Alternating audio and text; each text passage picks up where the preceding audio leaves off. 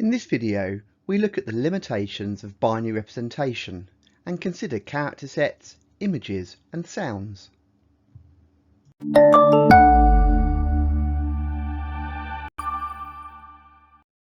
So as a quick recap, we'll just go back and consider a topic we've already discussed in a previous video, which is the maximum number of states which can be represented by any number of given binary digits.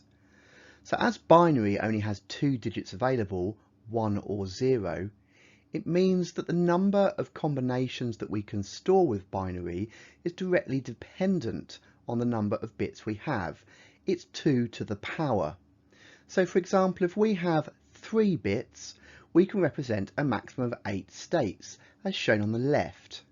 It's 2 to the power of 3, meaning 8 maximum possible states. You can see here that in mathematical terms we can say there are 2n possible states with n bits, and every time we add an extra bit to be able to store a number, we double the maximum number of possible states that we can store: 2, 4, 8, 16 and so on and so forth.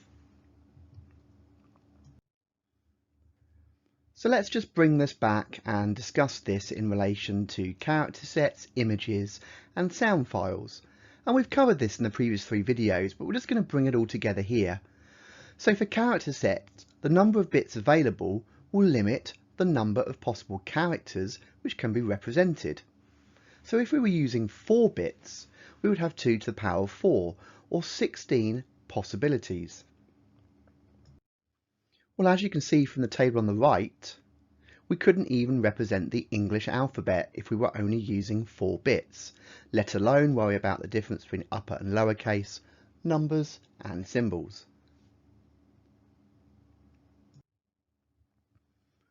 When we talk about images, typically a high quality bitmap will use a minimum of 24 individual bits to store the value for every single pixel.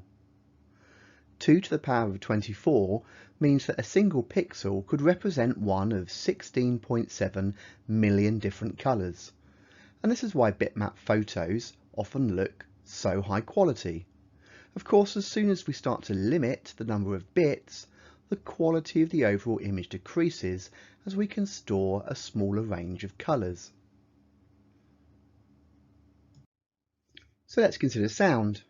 With an audio CD, we typically use 16 bits. 2 to the power of 16 is approximately 65,000. This gives us a 96 decibel range. If we think about DVD or Blu-ray formats, we tend to use 24 bits. As we saw just now from looking at bitmap images, 2 to the power of 24 is roughly 16.7 million combinations. This gives us 144 decibels of dynamic range. Again, if we started to limit the number of bits which could be used to store each sound sample, you would start to notice the quality of the sound sample decreasing.